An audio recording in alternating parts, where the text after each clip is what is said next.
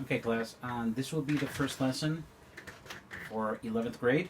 There is a slight change of plans since we were covering geometric proofs. Those topics are too complicated to cover over video lessons, so we're going to skip into the next chapter, which is statistics. Okay, and we're going to move geometry, the geometry proofs, to the second partial. Okay, so we're going to skip that chapter and we're going to go directly onto page 105 on your books. Okay, now for this lesson, before we start with actual numbers and exercises, there are a couple of terms that we need to discuss. Okay, you can find them on page 105 on your books. Okay, and these are the first terms that we need for our exercises. Okay, so when we're talking about statistics, we're talking about how much information do we have on certain topics. Okay, it could be from a survey, answers from a survey, or we can just have a group of data that we need to organize.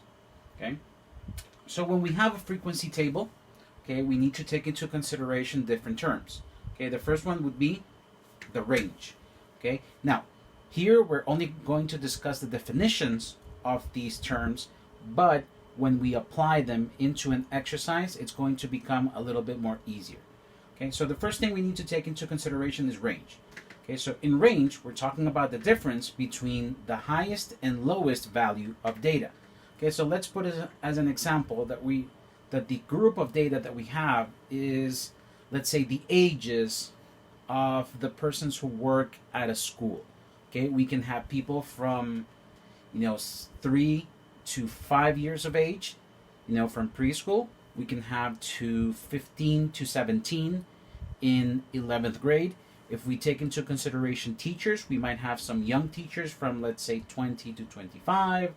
We might have some older teachers from 25 to 35, and so on.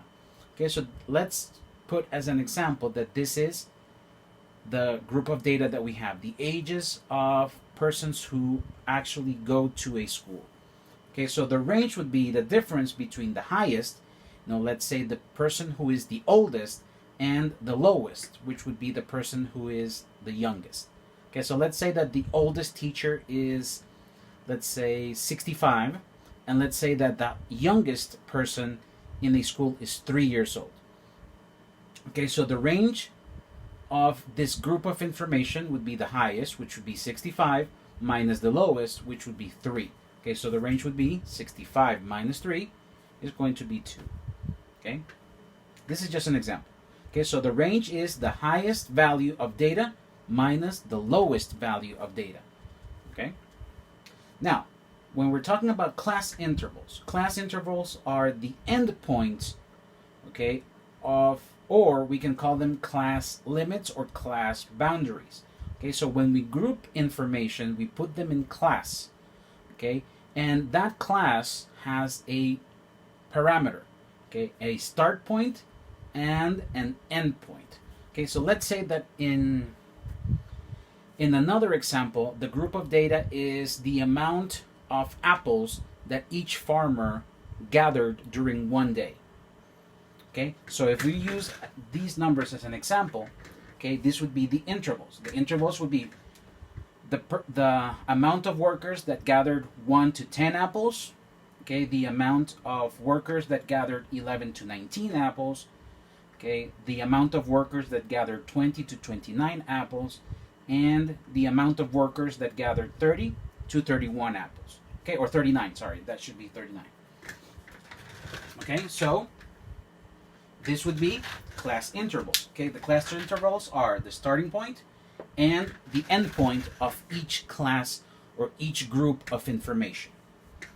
Okay, then we have the width. Okay, the width is the difference between the upper and the lower limit of a class. Okay, so that would be the difference between the upper, which would be this one, and the lower. Okay, in this case, it would be 9. Okay, now, a class mark. Okay, a class mark is the midpoint of each class interval. Okay, so when we talk about the class mark is the midpoint, the point in the middle between these two points. Okay, the starting point and the end point. Okay, so that means that we have a little formula. We would have the highest amount of data plus the lowest, which would be, let's say, this one plus this one, and then we divide it by 2. Okay, so that would be the class mark.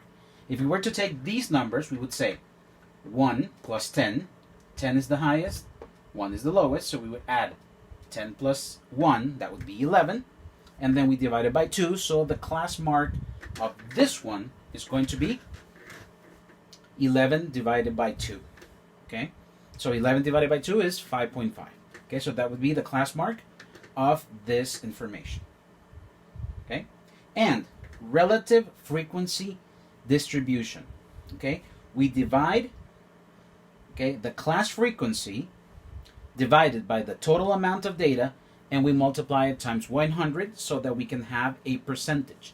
Okay, all of the addition of the percentages is going to always add to 100.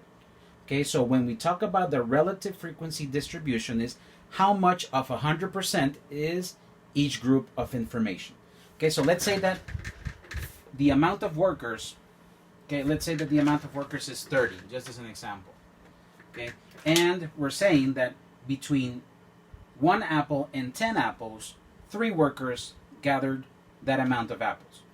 Okay, so we would divide 3 divided by 30, and then we would multiply it by 100.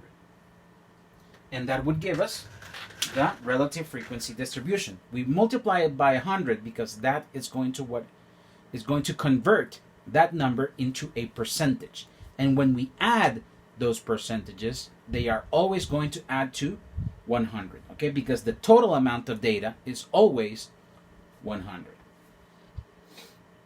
Okay, so these are the terms that we need to know before we start working on a frequency table. Okay, so make sure to copy these on your notebook or copy them on a piece of paper, because on the next lesson we're going to discuss the frequency table, and we're going to need these definitions, or even if I put it like this, we're going to need these little formulas. Okay, so make sure to have them at hand, because when we work on our frequency table, we will need this information. Okay, so the frequency table, we're going to work it on lesson number 2.